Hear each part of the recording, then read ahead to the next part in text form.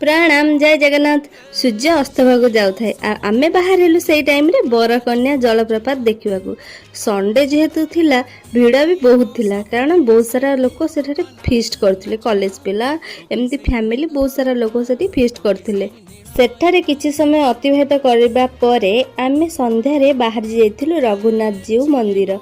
सेठारे ठाकुरंगर बहुत सुंदर भाव दर्शन कलु।